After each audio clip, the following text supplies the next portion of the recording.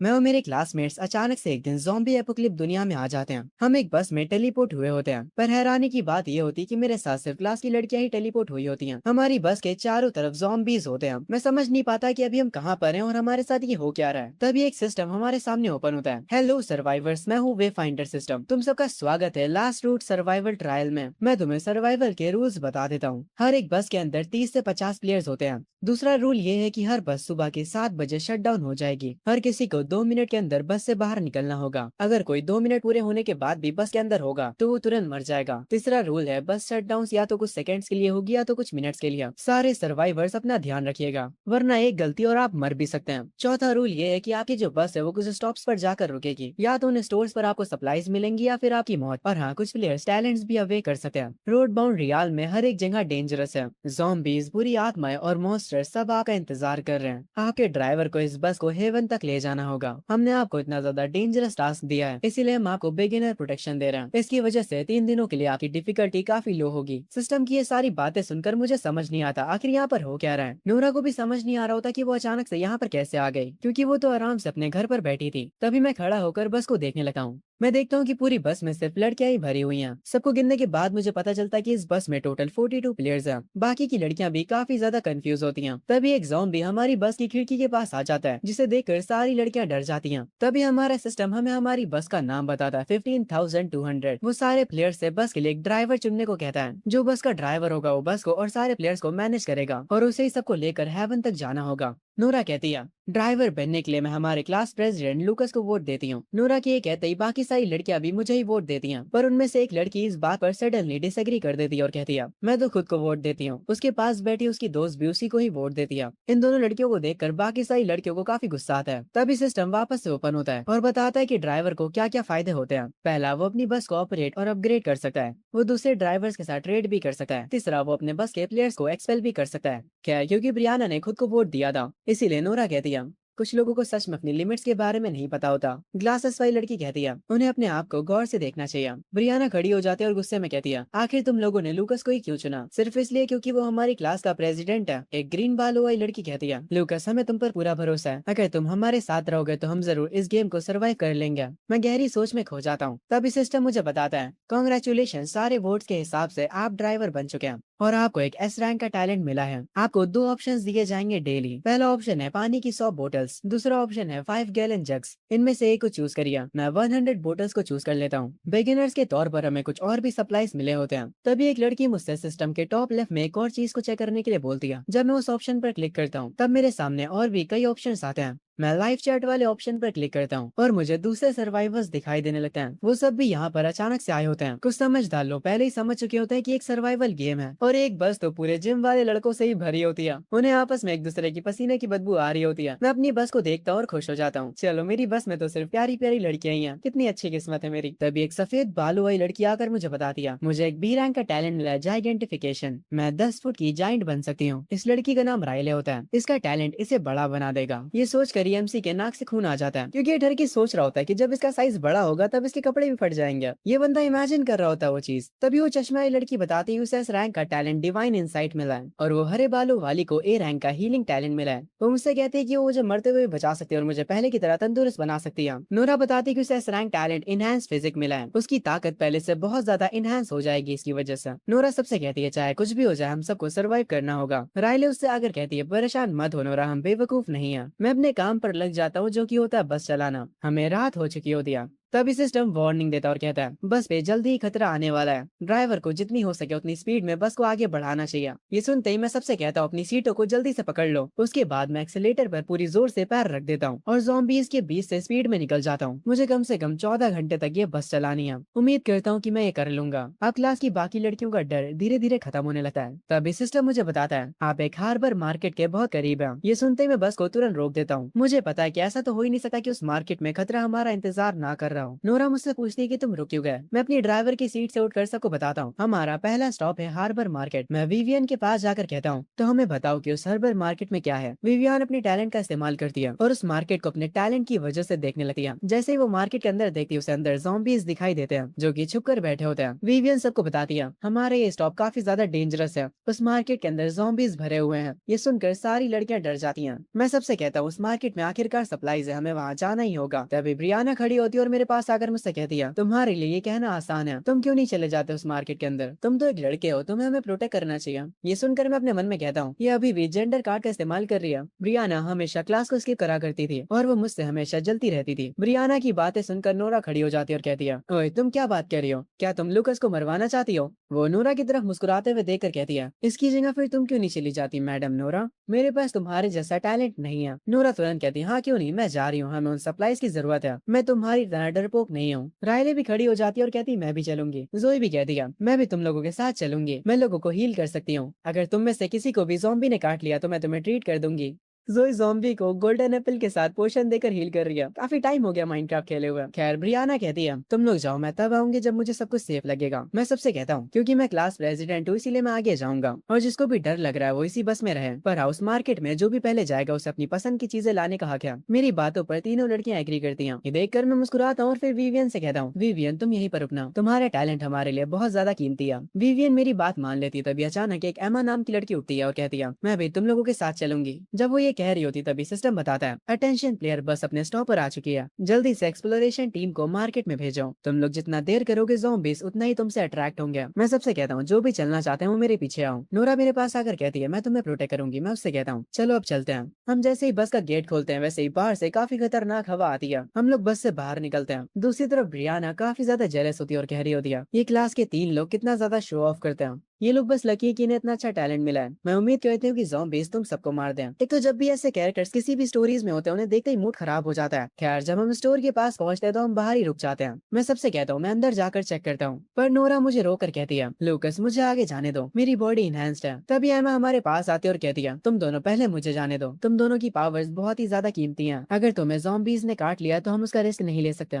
जब नोरा उसे मना ही करने जा रही होती कि ये बहुत डेंजरस है तब एमा कहती है मुझे जाने दो नोरा, मेरी बस एक ही रिक्वेस्ट है तुम लोगों से, अगर मैं मर जाती हूँ तो मेरी बहन का ख्याल रखना। उसकी बातें सुनकर हम दोनों मान जाते हैं। एम्मा पहले स्टोर के पास जाकर थोड़ी खटखट करती है पर कोई भी ज़ॉम्बी बाहर नहीं आता। ये देखकर मैं समझ जाता हूँ ये ज़ॉम्बीज थोड़े स्मार्ट हैं। एम्मा उसके बाद स्टोर का गेट खोलकर अंदर चली जाती है। वो आगे जाने लगती है। जब वो अपने आसपास की चीजों को चेकआउट कर रही होती है तभी शेल्फ्स के पीछे से ज़ॉम्बीज उस पर अटैक कर देते हैं। वो जमीन पर गिर जाती है। एक ज़ॉम्बी उसके ऊपर होता है। उसके चिल्लाने की आवाज सुनकर नोरा तुरंत अंदर भागते हुए आती है और सबको अटैक करने का सिग्नल देती है। सबसे पहले आगे जाकर नोरा एक ज़ॉम्बी के मुंह पर बहुत ही खतरनाक किक मारती है, इतनी खतरनाक है कि उस ज़ॉम्बी का सर ही अलग हो जाता है उसके शरीर से। रायले मुझे पीछे करते हुए कहती है तुम लोग मेरे पीछे रहो, बाकी के ज़ॉम्बीज को मैं देख लेती हूँ। उसके बाद वो अपना साइज बड़ा करती है और जैसा हमारा एमसी सोच रहा था उसके कपड़े फट जाते हैं। ये देखते ही वो बहुत ज्यादा एम्बेरस हो जाती है और उसे देखते ही एमसी की नाक से खून आ जाता है। जैसे ही उसके और ज्यादा कपड़े फटते हैं एमसी की नाक से खून फुहारे जैसा बहने लगता है। रायले बहुत ज्यादा एम्बेरस हो जाती है पर वो फैसला करती है कि पहले वो जाकर ज़ॉम्बीज को मारेगी, उसके बाद में इन सारी चीजों के बारे में सोचेगी। वो आगे जाकर जो ज़ॉम्बी एमा के ऊपर बैठा होता है उसे लात मारकर दूर कर देती है और उसे मारकर एमा को बचा लेती है। हम सब जल्दी से एमा के पास जाते हैं। रायले भी अपनी ओरिजिनल फॉर्म में आ जाती है। क्योंकि उसके कपड़े फट गए थे इसलिए मैं उसे अपनी शर्ट दे देता हूँ। ऑफ कोर्स यार मैं जेंटलमैन हूँ। वो मुझसे शर्ट लेते हुए सोचने लगती है कोई बात नहीं, जो हुआ सो हुआ। वैसे भी लूकस यहाँ पर एक अकेला लड़का है। वो मेरी दी हुई शर्ट को पहन लेती है पर एमा को बचाने में हमने काफी देर कर दी होती है। वो ज़ॉम्बी उसे काट चुका होता है। एमा की आंखों में आंसू होते हैं। वो समझ जाती है कि अब वो मरने वाली है। मैं तुरंत उसके पास जाता हूँ और उसे उठा लेता हूँ। तभी जोई वहाँ पर आती है और कहती है मुझे इसे हील करने दो। वो आते ही एमा के घाव को हील करने लगती है। एमा मुझसे कहती है लूकस क्या मैं मरने वाली हूँ। मैं उससे कहता हूँ ऐसी बातें मत करो, तुम बिल्कुल ठीक हो जाओगी। तभी वो मेरा हाथ पकड़ कर कहती है मैं तुम्हें कब से ये बताना चाहती थी, मैं तुम्हें पसंद करती हूँ। ये सुनकर मैं शौक हो जाता हूँ, क्या इसने मुझे अभी अभी कन्फेस करा है। मुझे समझ नहीं आता कि मुझे क्या कहना चाहिए। तुम्हारा शुक्रिया मुझे पसंद करने के लिए एमा, मुझे नहीं पता कि क्या कहना होता है। एमा आगे कहती है उस इंसान की बाहों में मरना जिसे मैं पसंद करती हूँ ये इतना भी बुरा नहीं है। वो अपने मन में सोचने लगती है अगर लूकस मुझे किस करता है तो मैं बिना किसी रिग्रेट्स के मर सकती हूँ। एमा कहती है लूकस मैं मरने वाली हूँ, क्या तुम मेरी एक आखिरी विश पूरी कर सकते हो। मैं उससे कहता हूँ हाँ क्यों नहीं, तुम जो भी कहोगी मैं उसे करने की पूरी कोशिश करूंगा। एमा कहती है लूकस क्या तुम मुझे किस कर सकते हो। ये सुनते ही मेरा चेहरा पूरा लाल पड़ जाता है। एमा की आंखों से आंसू बहने लगते हैं और वो कहती है क्या तुम ये विश पूरी नहीं कर सकते। मैं थोड़ा शौक जरूर होता हूँ पर कहता हूँ मैं क्यों नहीं कर सकता, मैं जरूर करूंगा। ये कहने के बाद लूकस उसे किस कर लेता है। एमा ये देखकर काफी ज्यादा खुश हो जाती है और अब वो मरने के लिए तैयार होती है, पर तभी जोई उसके सारे घाव को ठीक कर देती है और वो जिंदा बच जाती है। ये सोचकर उसका पूरा चेहरा लाल पड़ जाता है और वो अपने मन में कहती है, मैं मरने नहीं वाली क्या अब? पर मैंने तो ऑलरेडी लूकस को किस कर लिया है। वो इतना ज्यादा शर्मा जाती है कि बेहोशी हो जाती है। जोई कंफ्यूज होती है कि मैंने तो इसे हील कर दिया, आखिर इसे होश क्यों नहीं आ रहा है। पर एमा का तो शर्म के मारे सर ही फट रहा होता है। मैं एमा से कहता हूँ, मैं तुम्हें उठने में तुम्हारी मदद करता हूँ। नोरा और राइले काफी ज्यादा जेलस लग रही होती हैं, पर विवियन मुस्कुरा रही होती है। मैं भी इनके रिएक्शन देखकर थोड़ा ऑकवर्ड हो जाता हूँ। देता हूँ सप्लाईज जमा करने के लिए। चारों लड़कियां तुरंत मेरी बात मान लेती हैं और निकल जाती हैं सप्लाईज को इकट्ठा करने के लिए। मैं जाकर फ्रिज में से पानी की बोतल्स लेता हूँ। तभी ब्रियाना चुपके से स्टोर के अंदर आती है और सप्लाईज को चुराने का सोचती है, पर तभी राइले उसके आगे आकर खड़ी हो जाती है और कहती है, ब्रियाना, लूकस ने पहले ही कह दिया था, जो भी यहाँ पर पहले आएगा वो अपनी पसंद का सामान ले सकता है। तुम अपनी बारी का इंतजार करो। ये सुनकर ब्रियाना काफी ज्यादा गुस्सा होती है और कहती है, यहाँ पर इतनी ज्यादा सप्लाईज हैं, अगर मैं कुछ ले भी लेती हूँ तो क्या ही गलत हो जाएगा। पर तभी मैं भी वहाँ पर आ जाता हूँ। ब्रियाना से कहता हूँ, बस में वापस चले जाओ, तुम्हारी बारी तब आएगी जब हम अपना सामान लेकर यहाँ से चले जाएंगे। ब्रियाना कहती है, तुम लोग कुछ छोड़ोगे ही नहीं क्या? तुम लोग मुझे भूखा देखना चाहते हो? नोरा उसके पास आकर कहती है, तुम्हारी दिक्कत है, अब यहाँ से बाहर चली जाओ चुपचाप, और धक्का देकर उसे स्टोर से बाहर कर देती है। ब्रियाना को मजबूरी में बस में वापस आना पड़ता है। शुक्र करो कि तुम्हारी बस का ड्राइवर लूकस है, मैं होता तो तुम्हें कब का बस से बाहर फेंक चुका होता। मुझे नहीं पसंद ये अनोइंग कैरेक्टर्स। खैर, स्टोर के अंदर मैंने अपने लिए काफी सारा सामान ले लिया होता है। मैं देखता हूँ कि जोई सिर्फ और सिर्फ चिप्स के पैकेट ही ले रही होती है। मैं उससे कहता हूँ, जोई, तुम जो चाहो वो ले सकती हो, पर तुम सिर्फ चिप्स ले रही हो। जोई काफी देर तक तो मेरी बातों पर ध्यान नहीं देती, फिर पलट कर मुझसे कहती है, लूकस, मैं तुम्हें अपने चिप्स नहीं देने वाली। मैं जोई के पास जाकर कहता हूँ, तुम इन कैंस को भी तो ले सकती हो, यहाँ पर बहुत सारे हैं। पर जोई कहती है, नहीं, मुझे चिप्स पसंद है। तभी राइले आकर उन कैंस को लेने लगती है और कहती है, अगर ये इन्हें नहीं ले रही है तो मैं इन्हें ले लेती हूँ। राइले के फटे कपड़े देखने के बाद दोबारा से एमसी की नाक से खून आ जाता है। वो अपने मन में सोचने लगता है, हमें राइले के बड़े ट्रांसफॉर्मेशन के लिए कपड़े चाहिए। उसके बाद हम लोग अपना अपना सामान लेकर स्टोर से बाहर आ जाते हैं और बाकी सबसे कहते हैं, अब तुम्हें जो कुछ भी लेना है अंदर जाकर ले लो। ब्रियाना सबसे पहले स्टोर के अंदर जाती है बाकी लड़कियों के साथ। हम पांचों लोग बस के अंदर आ जाते हैं। नोरा मुझसे कहती है, लूकस, मेरी इन्वेंट्री पूरी खाने से भरी हुई है, क्या मैं पानी के बदले उन्हें ट्रेड कर सकती हूँ?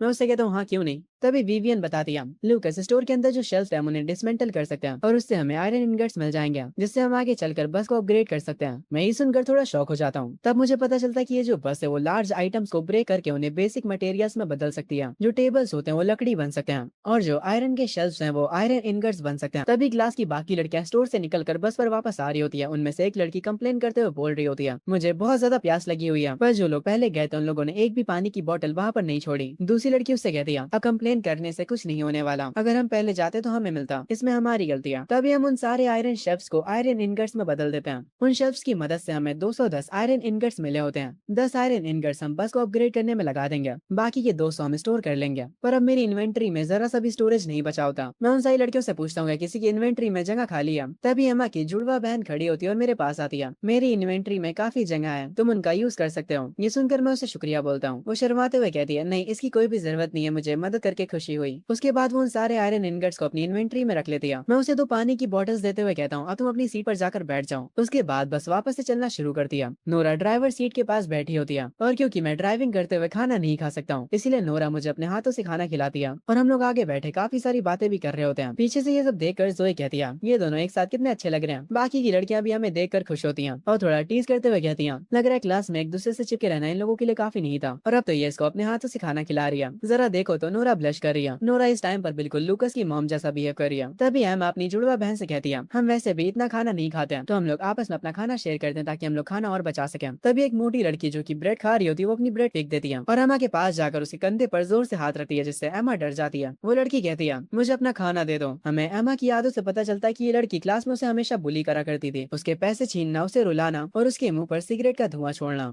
पर इस बार एमा नहीं डरती, वो डायरेक्ट उठकर कहती है, मैं तुम्हें अपना खाना नहीं देने वाली। ये सुनकर वो लड़की शॉक हो जाती है। एमा कहती है, अब से मैं तुम्हें कुछ भी नहीं देने वाली, मुझे अकेला छोड़ दो। सारी लड़कियां एमा की बात सुनकर उसकी तरफ देखने लगती हैं। तभी उस बुली को गुस्सा आ जाता है और वो काफी गुस्से में कहती है, तुम कमीनी कहेंगी, मैं तुम्हारा मुंह नोच लूंगी। वो एमा को मारने ही जा रही होती है पर एमा उससे बच जाती है। एमा की बहन उसके सामने आकर कहती है, मेरी बहन को परेशान करना बंद करो। वो बुली उससे कहती है, तो तुम्हें भी मार खाना है, इनके शोर की वजह से मैं इनके पास आ जाता हूँ। वो बुली मुझसे कहती है, लूकस, यहाँ पर तुम्हारा कोई भी काम नहीं है। एमा ने मुझसे पैसे ले रखे थे, इसीलिए मैं उसके बदले उससे खाना मांग रही हूँ। ये सुनकर एमा की बहन कहती है, तुम झूठ बोल रही हो, उल्टा तुमने मेरी बहन से पैसे छीने हुए हैं और अब तुम हमारा खाना भी छीनना चाहती हो। इस बुली लड़की को देखकर मेरा मूड काफी ज्यादा खराब हो चुका होता है, इसीलिए मैं इसे एक जोर का थप्पड़ मारता हूँ। ये देखकर वो गुस्सा होते हुए कहती है, तुमने मुझे मारा कैसे? अगर तुम्हारी औकात हो तो मुझे दोबारा मार के दिखाओ। ये सुनकर मेरा और मूड खराब हो जाता है, इसीलिए मैं उसे एक थप्पड़ मारता हूँ, दो थप्पड़ मारता हूँ, तीन थप्पड़ मारता हूँ और चार थप्पड़ मारता हूँ, इतना कि वो जमीन में गिर जाती है। मैं उससे कहता हूँ, मैंने तुझे 4 बार मारा, अब तू मेरा क्या कर लेगी मुझे बता। अब वो बोली मुझसे थोड़ा डर चुकी होती है, मुझसे कहती है,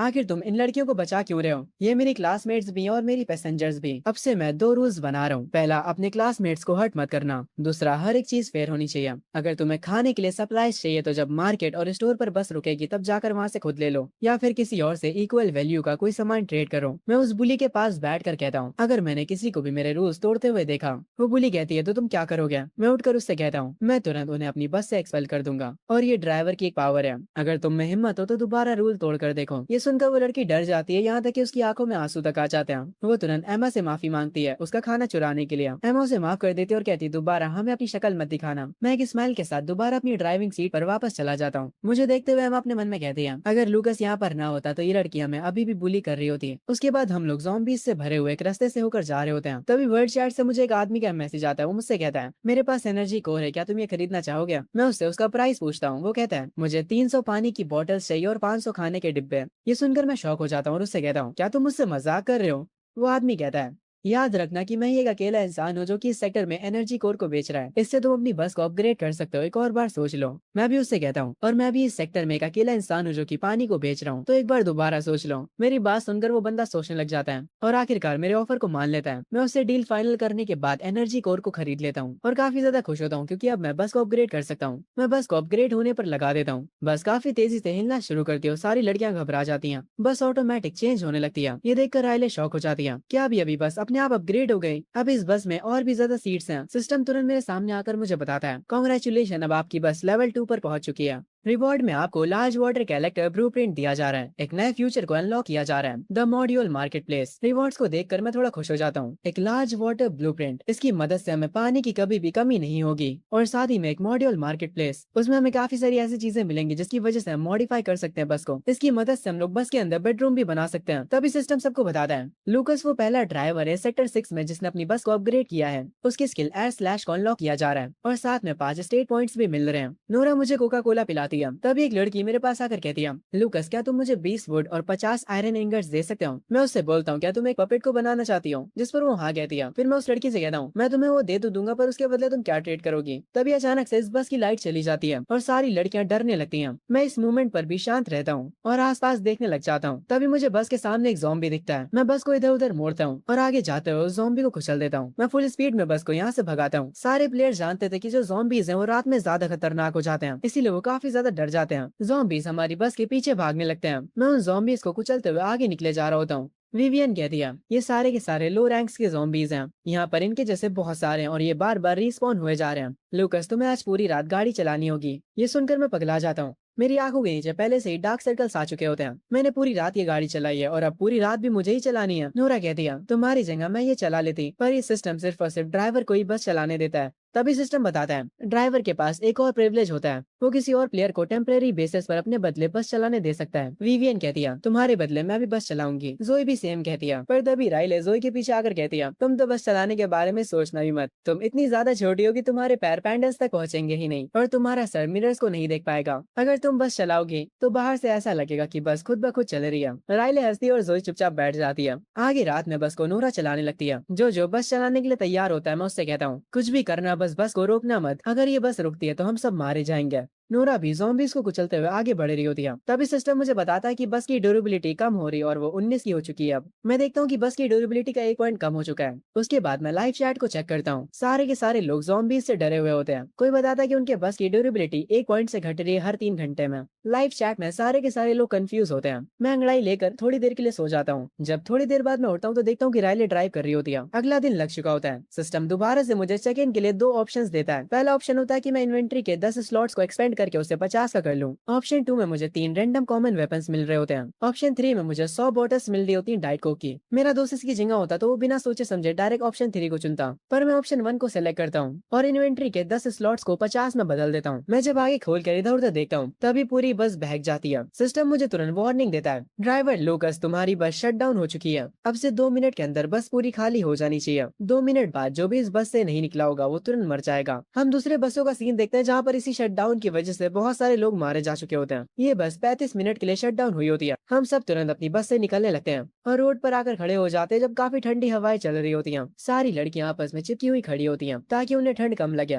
नोरा मुझे भी उनके पास बुला दिया, पर ब्रियाना गुस्से में कहती है, नोरा क्या तुम पागल हो चुकी हो, वो एक लड़का है। नोरा कहती है तो क्या हुआ, अगर तुम्हें लूकस नहीं पसंद है तो तुम हमसे दूर हो जाओ। पीछे से एमा कहती है मुझे तो कोई दिक्कत नहीं है, लूकस को अकेला ठंड में खड़ा होना नहीं चाहिए, वो बीमार पड़ सकता है। जोई भी मुझे अपने पास बुलाती है। वो दोनों की दोनों मुझसे आकर चिपक जाती हैं ताकि मुझे ठंड कम लगे, पर ब्रियाना उन लोगों को कैरेक्टरलेस कह रही होती है क्योंकि अब सुबह हो चुकी थी, इसीलिए जिसके पास जो कुछ भी होता है वो उसे खाने लगता है ब्रेकफास्ट के लिए। मैं क्रैकर निकाल कर खाने लगता हूँ, नाश्ते के लिए इतना काफी होगा। तभी शट डाउन के 35 मिनट कंप्लीट हो जाते हैं। मैं सबसे बस पर वापस जाने के लिए कहता हूँ। एमा इस टाइम पर बस को चला रही होती है। मैं लाइव चैट को देख रहा होता हूँ। कोई बताता है कि उनकी बस में एक बंदा बाथरूम में ही मर गया क्योंकि वो शट डाउन होने के बाद बाहर नहीं निकल पाया था। एक बंदा बताता है कि जैसे ही लाइट्स चली गई थी एक शैडो आई थी और उसने ही उसे मारा था। ये सुनकर लाइव चैट पर एक लड़की डर जाती है। ऐसे ही लाइव चैट्स पर काफी सारी बातें हो रही होती हैं। थोड़ी देर तक लाइव चैट्स देखने के बाद मैं उसे बंद कर देता हूँ। बस का शट डाउन होना सच में एक बहुत बड़ी प्रॉब्लम है। चाहे कुछ भी हो जाए हम इंजन को स्टॉप होने नहीं दे सकते, और सबसे बड़ी दिक्कत अभी फ्यूल की भी होने वाली है। तभी हम लोग एक ऐसे रास्ते पर पहुंचते हैं जहाँ पर 3 अलग अलग रोड्स होती हैं। एमा पूछती है लूकस हमें किस तरफ जाना चाहिए। विवियन कहती है 1 मिनट यहीं पर रुको, मैं अपने टैलेंट का इस्तेमाल करके देखती हूँ। विवियन को अपने टैलेंट की वजह से तुरंत पता चल जाता है कि कहाँ पर जाना चाहिए। वो कहते हैं कि हमें राइट में चलना चाहिए, वहाँ पर एक गैस स्टेशन है जहाँ पर ज्यादा खतरा नहीं होगा। एमा उसकी बात मान लेती है और राइट की तरफ बस को मोड़ लेती है। विवियन बताती है लूकस वहाँ पर 4 ज़ॉम्बीज है और 2 ज़ॉम्बी डॉग्स। वहाँ पर जो ज़ॉम्बीज हैं वो तो लो ग्रेड के, पर जो वहाँ पर डॉग्स हैं वो मिड ग्रेड के हैं। मैं ज़ॉम्बी डॉग्स के बारे में सुनकर थोड़ा सा हैरान होता हूँ, पर क्योंकि विवियन कह रही है कि वहाँ पर रिस्क कम है तो हमारी स्किल्स की मदद से शायद हम वहाँ पर जा सकते हैं। मैं उठकर सबसे कहता हूँ अगला स्टॉप हमारा गैस स्टेशन है और रूल्स पहले की तरह ही है। वो लोग खड़े हो जाए जो कि हमारे साथ पहले जाना चाहते हैं। एक लड़की कहती है लूकस पिछली बार हम लोग खाने के लिए वहाँ पर गए थे, पर इस बार बात फ्यूल की है, तो क्या फ्यूल भी बाकी लोगों में डिवाइड होगा। मैं उससे कहता हूँ हाँ क्यों नहीं, क्योंकि सारे के सारे लोग रिस्क ले रहे हैं, इसीलिए हम फ्यूल को भी आपस में डिवाइड करेंगे। तभी ब्रियाना बोलती है इसकी बिरयानी बनाकर इसको बाहर फेंक दो पहले तो। ये बहुत बोलती है, फिर से कुछ बुरा बोलने वाली है। खैर ये कहती है क्या तुम मजाक कर रहे हो लूकस, तुम ड्राइवर हो इसीलिए फ्यूल तो तुम्हें ही जाकर लाना चाहिए।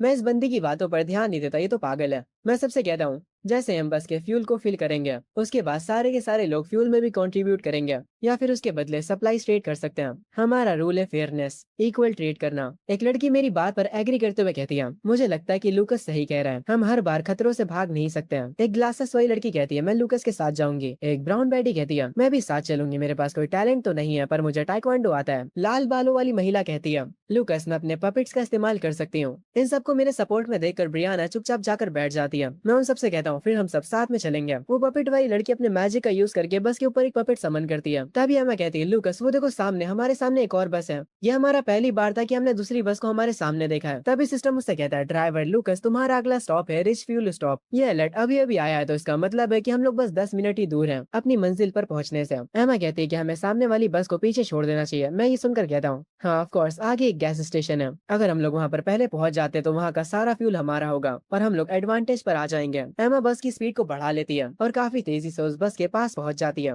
हम लोग उस बस को थोड़ी टक्करें भी मारते हैं। हमारा आयरन पपेट उनकी बस पर अटैक करता है। उस बस के अंदर एक पीले बालों वाला लड़का कहता है बॉस हमारे साथ वाली जो बस है उसमें बहुत ही कमाल की लड़कियां हैं। जब उसका बॉस हमारी बस को देखता है तो वो हैरान रह जाता है। वो जैसे ही लड़कियों को देखता है वो पगला जाता है। वो लोग सोच रहे होते हैं कि आखिर हमारी बस की स्पीड उनसे इतनी फास्ट क्यों है। उसका बॉस उसे बताता है शायद से इन्हीं लोगों ने अपनी बस को अपग्रेड करा था। ट्रैविस के चेहरे पर आगे की स्माइल आ जाती है और वो कहता है सोचो तो जरा अगर उस बस की सारी लड़कियां हमारी हो जाएं। आगे वो एक सीट के पास जाता है। हरी आंखों वाली लड़की उससे कहती है ट्रैविस आखिर तुम अब क्या करने वाले हो। ट्रैविस उससे कहता है तुम्हें क्या लगता है, तुम्हें कल ही तो पता चला था। वो लड़की घबराने लगती है और उससे कहती है ट्रैविस तुम मुझे ऐसे ट्रीट नहीं कर सकते हो। उसके पास वाला लड़का हिम्मत करके कहता है ट्रैविस प्लीज मेरी गर्लफ्रेंड को अकेला छोड़ दो। बट ट्रैविस उसे थोड़ा सा गरियाता है और अपने हाथ को किसी चीज में स्विच करके उस लड़के को मारता है। वो लड़का काफी ज्यादा इंजर्ड हो जाता है। हमारी बस उनकी बस से आगे निकल चुकी होती है और हम लोग गैस स्टेशन पर पहले पहुंच जाते हैं। एमा तुरंत इशारा करते हुए कहती है लूकस वो देखो वहाँ पर है ज़ॉम्बीज और वो ज़ॉम्बी डॉग्स। मैं एमा से बस रोकने के लिए कहता हूँ। मेरे कहते ही वो बस को रोक देती है।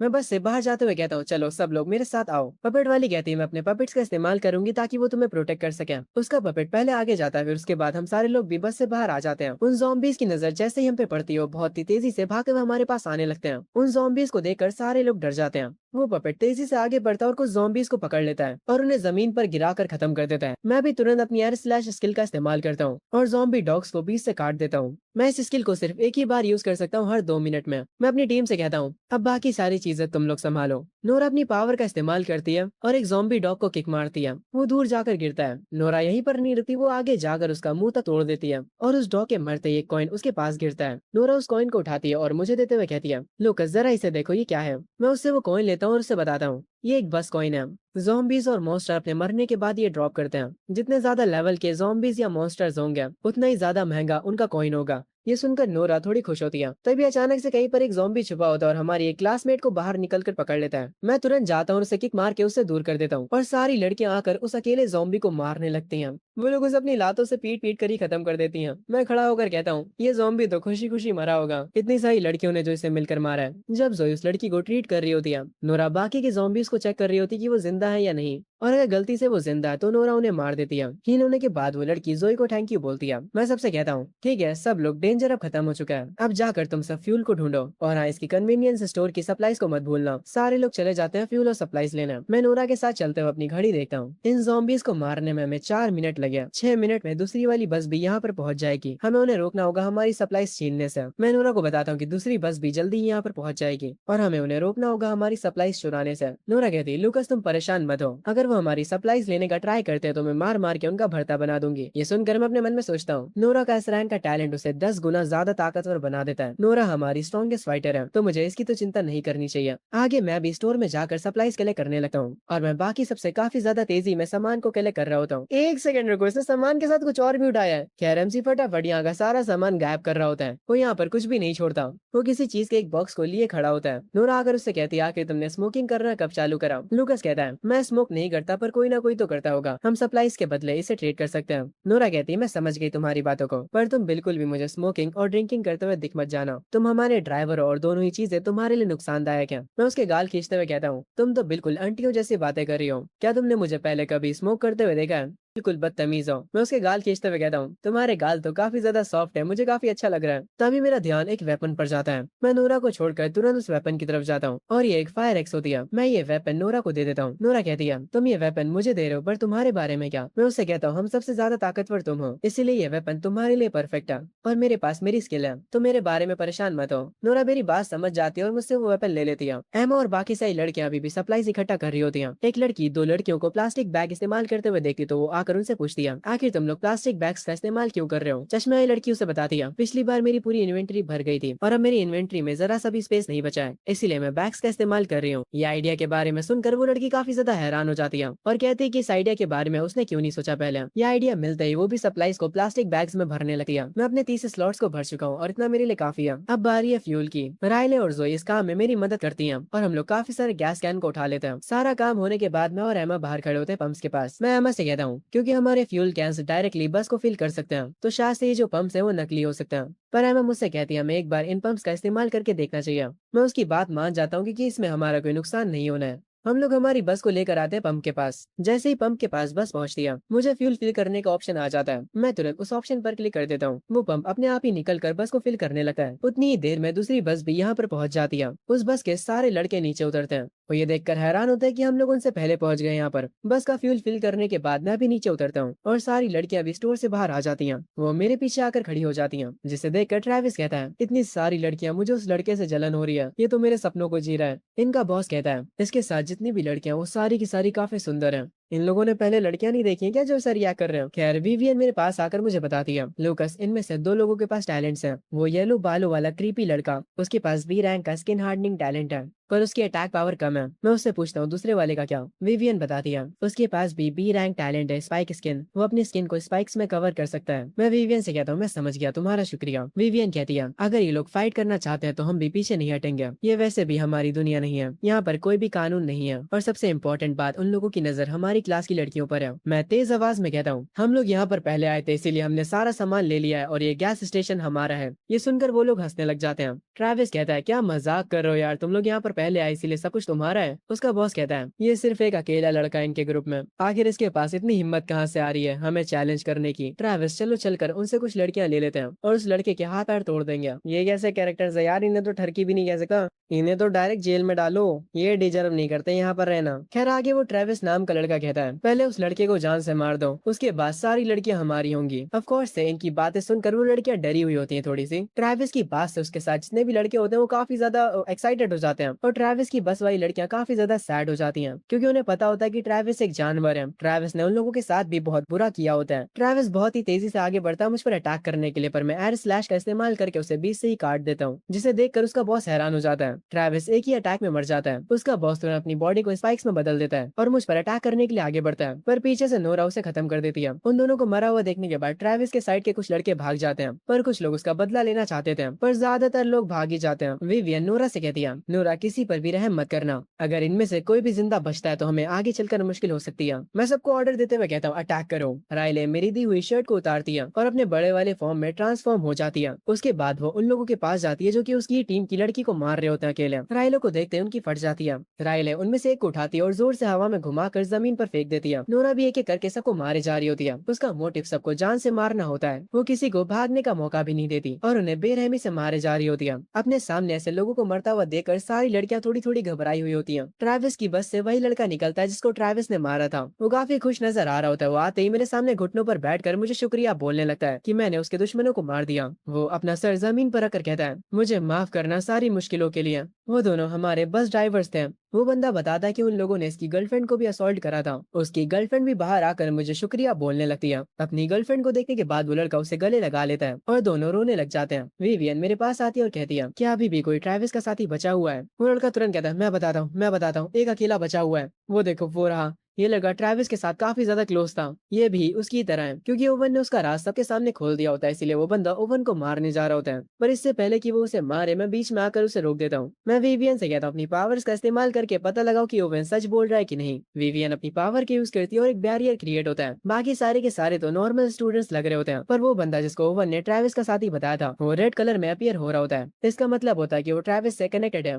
जैसे ही विवियन मुझे ये सब कुछ बताती है मैं सीरियस होकर कहता हूँ, अगर कोई भी मेरी क्लास की लड़कियों को टारगेट करेगा तो उसका अंजाम बहुत ही बुरा होगा। ये कहते हुए मैं अपना हाथ ऊपर करके एयर स्लैश का इस्तेमाल करता हूँ और उस लड़के को जान से मार देता हूँ। विवियन कहती है, तुम ये बोलते हुए काफी कूल लग रहे थे। ओवन मुझसे आकर कहता है, सर क्या अब हम लोग जा सकते हैं? मैं उससे कहता हूँ, हाँ तुम लोग जा सकते हो। वो जाते हुए कहता है, आपका ये एहसान मुझे हमेशा याद रहेगा, मैं एक दिन इसे जरूर से चुकाने की कोशिश करूंगा। बाकी स्टूडेंट्स के वोट की वजह से वो नया ड्राइवर बन जाता है अपनी बस का। वो जाते वक्त भी मुझे शुक्रिया बोलता है और अपनी कार को लेकर यहाँ से चला जाता है। मैं जब पीछे अपने क्लासमेट्स की तरफ जा रहा होता हूँ तभी देखता हूँ नोरा अचानक से जमीन पर गिर जाती है। सब लोग जल्दी से उसके पास पहुंचते हैं। नोरा क्या तुम ठीक हो? उसके बाद विवियन मुझसे कहती है, वैसे तुम्हारा शुक्रिया लूकस हमें बचाने के लिए, अगर तुम हमारे साथ ना होते तो वो घटिया लोग हमें ले जाते हैं। एमा भी मेरे गले लगकर मुझे शुक्रिया बोलती है और कहती है, तुम्हारा शुक्रिया लूकस मुझे और मेरी सिस्टर को बचाने के लिए, क्योंकि उसने मुझे अचानक से हक करा होता है इसलिए मैं थोड़ा शर्मा जाता हूँ या कहूँ तो ऑकवर्ड हो जाता हूँ। तभी ब्रियाना सारी लड़कियों को साइड करके यहाँ पर आती है और जब वो यहाँ पर लोगों को मरा हुआ देखती है तो वो मुझसे कहती है,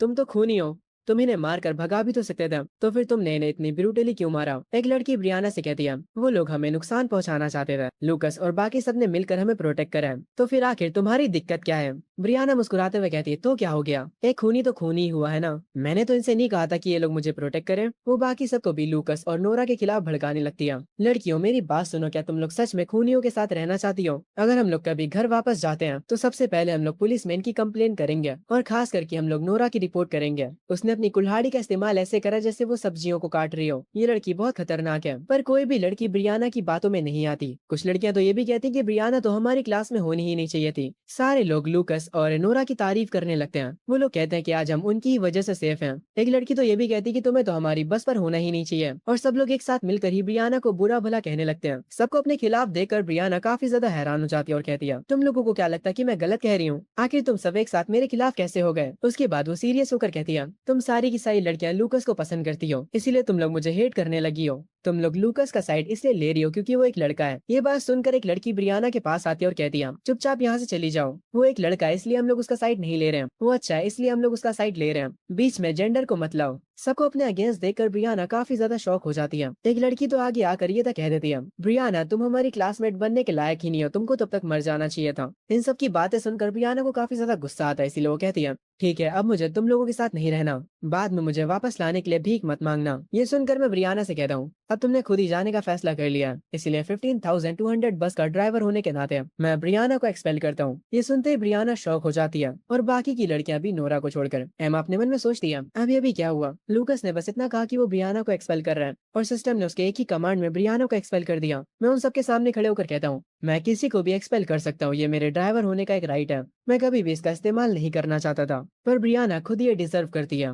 ये कहकर हम सारे के सारे लोग बस के अंदर जाने लगते हैं सिवाय ब्रियाना के। ब्रियाना ये देखकर काफी ज्यादा गुस्से में होती है। हम सारे लोग बस के अंदर जाकर बैठ जाते हैं। एक लड़की बोलती है क्या ब्रियाना सच में एक्सपेल हो चुकी है। दूसरी वाली कहती है लगता तो ऐसे, ये सिस्टम वैसे भी झूठ नहीं बोलता। अब ब्रियाना का खेल खत्म है। और भी दो लड़कियां आपस में बात करती है। उनमें से एक कहती है इस बार ब्रियाना ने लूकस को कुछ ज्यादा ही गुस्सा दिला दिया था। वो बार बार उसके फैसलों में टांग अड़ाती थी। मैं एमा से दरवाजा बंद करने के लिए कहता हूँ। एमा ब्रियाना के मुंह पर दरवाजा बंद कर देती है। ब्रियाना तुरंत रोने लगती है और जमीन पर बैठकर कहती है नहीं मुझे छोड़कर मत जाओ प्लीज, मुझे भी अपने साथ ले चलो। इसे इतनी जल्दी अकल आ गई। वो जब खिड़की पर खड़ी होकर रो रही होती है तभी विवियन नोरा के पास जाकर उसे कुछ बताती है, जिसे सुनकर नोरा काफी सीरियस हो जाती है। वो अपनी सीट से उठती है और एमा को डोर खोलने के लिए कहती है। मैं उसकी ये बात सुनकर थोड़ा हैरान होता हूँ और उसकी तरफ देखता हूँ। वो मुझसे कहती है मुझे ब्रियाना से कुछ बात करनी है, ज्यादा टाइम नहीं लगेगा। मैं एमा से कहता हूँ ठीक है डोर को ओपन कर दो। एमा डोर को ओपन कर देती है। नोरा बस के बाहर चली जाती है, जिसे देखकर ब्रियाना काफी ज्यादा खुश हो जाती है और कहती है तुम मुझे वापस लेने आ ही गई, कुछ ज्यादा ही जल्दी तुम लोगों को रिग्रेट नहीं होने लगा। अब ये मत कहना कि मुझे वापस ले जाने के लिए तुम मुझसे भीख मांगोगे। मेरा यकीन मानो अगर मुझे मौका मिलता है तो मैं तुम सबको जान से मार दूंगी।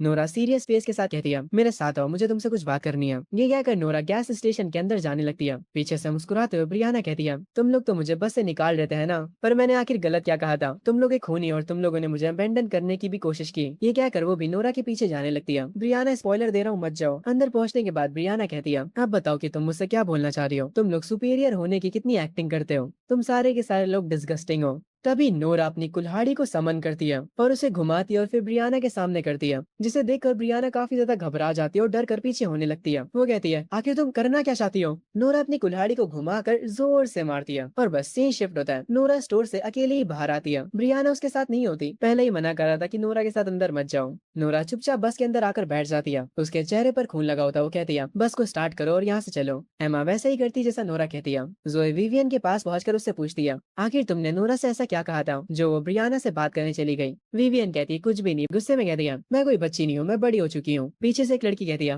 हाँ बिल्कुल बिल्कुल जोए अब बड़ी हो चुकी है। ये सुनकर विवियन हंसने लगती है। नोरा मेरी साथ वाली सीट पर ही बैठी होती है। मैं नोरा की तरफ देखते हुए कहता हूँ तो तुमने वो कर ही दिया। एमा मेरे पीछे आकर मुझसे कहती है लुकस तुम्हें क्या लगता है कि नोरा ने ब्रियाना से क्या बात करी होगी और ब्रियाना नोरा के साथ वापस क्यों नहीं आई। ब्रियाना वापस नहीं आने वाली। ब्रियाना का खेल खत्म हो चुका है। तुम्हें पता नहीं कैसा लगा होगा पर मुझे मजा आया। बहुत ज्यादा अनोइंग कैरेक्टर थी वो, उसे देखते ही मुझे गुस्सा आ रहा था। खैर जो लुकस होता है वो बहाना बनाते हुए एमा से कहता है नोरा ने उससे बस पर वापस आने को कहा था पर उसने मना कर दिया। ये सुनकर एमा निराश होती है और कहती है नोरा तो इतने अच्छे से उसे वापस लाने गई थी। ब्रियाना पूरी की पूरी पागल है जो उसने मना कर दिया। वो जरूर से पछताएगी। ये सुनकर मैं अपने मन में कहता हूँ जरूर से ब्रियाना को पछतावा हुआ होगा, पर अब क्या फायदा। बाकी लोगों को अब तक पता चल चुका होगा कि नोरा ने ब्रियाना के साथ क्या किया, पर वो सब बिल्कुल चुप है। उसके बाद मैं बात बदलते हुए कहता हूँ वैसे एमा जब तुमने मुझसे कन्फेस करा था तब क्या तुम सच में मुझे पसंद करती थी। ये सुनते ही एमा वापस से ब्लश करने लगती है और अपना सर नीचे कर लेती है। मैं भी उसके पास आकर खड़ा हो जाता हूँ। सारे लोग हमें ही देखने लगते हैं, जिसकी वजह से मैं थोड़ा ऑकवर्ड हो जाता हूँ और हंसने लगता हूँ। आगे हमारी बस एक जगह पर जाकर रुक जाती है और हम सारे लोग बस से उतर जाते हैं। नोरा मेरे पास आती है और मुझसे कहती है तुम ब्रियाना के लिए मुझसे गुस्सा तो नहीं हो। मैं उससे कहता हूँ मैं गुस्सा क्यों हूँगा। नोरा रोते हुए कहती है मुझे पता है कि तुम्हें सब कुछ पता चल गया होगा। वो कितने सालों से हमारी क्लासमेट थी पर मैंने उसे अपने हाथों से मार डाला। मैं नोरा से कहता हूँ मुझे जरा सा भी उसका बुरा नहीं लगा जो कुछ भी तुमने करा। ये सुनकर नोरा थोड़ी खुश हो जाती है और मुझे शुक्रिया बोलती है। विवियन हमारे पास आकर कहती है आखिर ये प्रेमी जोड़ा आपस में क्या बातें कर रहे हैं। ये सुनकर नोरा शर्मा जाती है और कहती है ऐसी बातें मत करो। विवियन मुस्कुराते हुए यहाँ से चली जाती है। मैं विवियन को जाते हुए देखकर अपने मन में कहता हूँ नोरा ने ब्रियाना को तब मारा जब विवियन ने उससे कुछ कहा था। अपने टैलेंट की वजह से विवियन को जरूर से फ्यूचर के बारे में कुछ पता चला होगा। पीछे से नोरा मुझे काफी देर से घूरे जा रही होती है। मैं मुड़कर उससे पूछता हूँ आखिर क्या हुआ। वो तभी मुझसे कन्फेस करते हुए मुझसे कहती है, मैं तुमसे प्यार करती हूँ लूकस। मैं मुस्कुराते हुए उससे कहता हूँ, हाँ मुझे लगा ही था। ये सुनकर वो मुझसे पूछती है, फिर तुम्हारा क्या ख्याल है। मैं उसे टीज करते हुए कहता हूँ, मैं भी खुद से बहुत प्यार करता हूँ। ये सुनकर वो हैरान रह जाती है और समझ जाती है कि किस बेवकूफ को उसने अभी अभी प्रपोज करा है। मैं उससे कहता हूँ, अरे यार मैं मजाक कर रहा था। उसके बाद मैं उसका हाथ पकड़ता हूँ और उसके काफी क्लोज आने लगता हूँ। तभी वो मुझसे कहती है, तो क्या लूकस तुम भी मुझे पसंद करते हो। मैं उससे कहता हूँ, हाँ क्यों नहीं। वो कहती है, तुम्हें मुझ में क्या पसंद है। मैं उससे कहता हूँ, तुम काफी खूबसूरत हो और तुम्हारे पैर काफी लंबे और प्यारे हैं। तो लूकस को पैर पसंद है नोरा क्या। बड़ी अजीब फैंटेसी है, पर हमें क्या। नोरा ही सुनकर कहती है, अगर तुम्हें मेरे पैर पसंद है तो तुम इन्हें टच कर सकते हो। क्या चल रहा है यार इस स्टोरी में। आगे लूकस उसे थोड़ा और टीज करता है, जिसके बाद नोरा कहती है, तो अब तुम्हें मुझे अपनी गर्लफ्रेंड बनाना होगा। ये तो सामने से गर्लफ्रेंड बनने को कह रही है। लूकस कहता है, यार तुम तो ऐसे कह रही हो जैसे मैं कोई प्ले बॉय हूँ। नोरा आगे मुस्कुराते हुए कहती है, मुझे पहले से पता है कि तुम एमा को भी पसंद करते हो और बाकी लड़कियों को भी। ये सुनकर मैं हल्की सी स्माइल करता हूँ। नोरा थोड़ी टेंशन में होती है और अपने मन में कहती है, कुछ भी हो जाए सबसे पहले तो लूकस को मैं ही हासिल करूंगी। और ये कहते हुए वो लूकस को किस कर लेती है। दूर से ही सब देखने के बाद एमा की ब्रेड गिर जाती है। उसकी बहन वो ब्रेड उठाते हुए उससे कहती है, तुम्हें भी थोड़ा बोल्ड बनना पड़ेगा। देखो नोरा उसे ऑलरेडी किस कर रही है। ये सुनकर एमा थोड़ी निराश हो जाती है। जब ये दोनों एक दूसरे को छोड़ते हैं, नोरा कहती है, तुमने मुझे इतने कस के क्यों पकड़ के रखा था। उधर दूसरी तरफ एमा की बहन उससे कह रही होती है, अगर तुम ऐसे ही शर्माती रही तो लूकस तुम्हें कभी नहीं मिलने वाला। एमा कहती, तुम अब बहुत ज्यादा बकवास करने लगी हो। उसकी बहन कहती है, तुम भी उन्हें ज्वाइन क्यों नहीं कर लेती। उन्हें ज्वाइन कर लो, क्या कह रही है भाई ये सुनकर एमा भी थोड़ी शर्माने लगती है और नोरा और लूकस को देख रही होती है दूर से। नोरा लूकस से बोलती है, मैं हमेशा तुम्हें प्रोटेक्ट करूंगी। सेम चीज लूकस भी बोलता है। उसके बाद हम सब अपनी बस में आकर बैठ जाते हैं। एमा ड्राइव कर रही होती है। मैं सिस्टम पर वाटर कलेक्टर बना रहा होता हूँ और जैसे ही वो बन जाता है मैं उसे ओके कर देता हूँ। तभी सिस्टम से एक लाइट निकलती है और वो सीधा जाकर एक जगह पर वाटर कलेक्टर बना देती है। ये देखकर सब लोग हैरान रह जाते हैं। मैं उसके पास खड़ा होकर सबको बताता हूँ, ये वाटर कलेक्टर सबके लिए है, हर कोई इसका इस्तेमाल कर सकता है। ये सुनकर सब लोग खुश हो जाते हैं। जोई तो जल्दी से आकर मेरे गले ही लग जाती है और कहती है, लूकस सबसे कमाल का है। तभी मैं उससे कहता हूँ, पर ये फ्री नहीं होने वाला, इसके बदले तुम्हें कुछ न कुछ एक्सचेंज करना पड़ेगा। ये सुनकर जोई मुंह बना लेती है और कहती है, लूकस इतना भी अच्छा नहीं है। खैर रात में हम लोग वापस से ज़ॉम्बियों को कुचलते हुए बस को आगे लेकर जा रहे होते हैं। जैसा मैंने एक्सपेक्ट करा था, सारे के सारे ज़ॉम्बीज रात में और भी ज्यादा एग्रेसिव हो जाते हैं। बाकी के सारे लोग उन ज़ॉम्बीज से डर रहे होते कि कहीं वो बस को तोड़कर अंदर ना आ जाए। एमा बस चलाते हुए सबसे कह रही होती है, कोई भी चिंता मत करो, लूकस और नोरा हमारे साथ है, वो हमें प्रोटेक्ट करेंगे। दो लड़कियां पीछे बैठी आपस में बातें कर रही होती हैं। तुम्हें क्या लगता है नोरा और लूकस आपस में डेट कर रहे हैं। आखिर वो लोग लास्ट वाली सीट पर क्या कर रहे हैं। दूसरी वाली कह रही है, थोड़ा धीमे बोलो, वो हमें सुन लेंगे। तभी हम देखते हैं कि जो लूकस और नोरा होते हैं वो सबसे पीछे वाली सीट्स पर बैठे होते हैं। लूकस थोड़ा कंफ्यूज होता है और पूछता है कि तुम आखिर मुझे यहाँ पर क्यों लेकर आई हो। नोरा अपने मन में सोच रही होती है, अब मैं लूकस की गर्लफ्रेंड हूँ, मुझे जो कुछ भी करना है मैं उसके साथ कर सकती हूँ। क्या करना है तुम लोगों को। खैर इस बार ज्यादा इधर उधर नहीं जाते हैं। वैसे भी तुम ठरकी लोग हर एक चीज का गलत ही मतलब समझोगे। लाइक नोरा कुछ अच्छा भी तो कह सकती है और वैसे ही वो कहती भी है, लूकस तुम मेरी गोद में अपना सर रखकर सो जाओ। लूकस थोड़ा ब्लश करते हुए कहता है, नोरा क्या तुम सीरियस हो। नोरा कहती है, हाँ बिल्कुल। ये सुनकर लूकस काफी खुश हो जाता है और कहता है, ठीक है जैसा तुम कहो। और इसके बाद वो उसकी गोद में सर रखकर सो जाता है। उसके बाद सीन शिफ्ट होता है सुबह। लूकस जैसे ही उठता है उसका सिस्टम तुरंत एक्टिवेट हो जाता है और कहता है, आपको दोबारा से दो ऑप्शन दिए जाते हैं। पहले ऑप्शन में आपको 20 रैंडम वेपन्स मिलेंगे और ऑप्शन 2 में आपको 200 चिकन नगेट्स मिलेंगे। लूकस तुरंत ऑप्शन 1 को सेलेक्ट कर लेता है, यानी 20 रैंडम वेपन्स को। वो सारे रैंडम वेपन्स उसकी इन्वेंट्री में आ जाते हैं। वो अपनी इन्वेंट्री से एक चैंसो को बाहर निकालता है। सिस्टम उसे उस चैंसो के बारे में सब कुछ बताता है। इस चैंसो का नाम है इन्फिनिट चैंसो और इसका ग्रेड कॉमन सुप्रीम है और ये चैंसो रिन्यूएबल पावर सप्लाई के साथ है। इसे 2 घंटे यूज करने के बाद इसे 5 घंटे तक चार्ज करना पड़ेगा। इसका डैमेज बहुत ज्यादा हाई है। ये देखकर लूकस कहता है, रिन्यूएबल पावर, इसकी मदद से तो मैं ज़ॉम्बीज को मक्खन की तरह काट सकता हूँ। नोरा उस चैंसो को देखकर मेरे पास आती है और कहती है, ये तो काफी कमाल का है, क्या ये आज का तुम्हारा रिवॉर्ड है।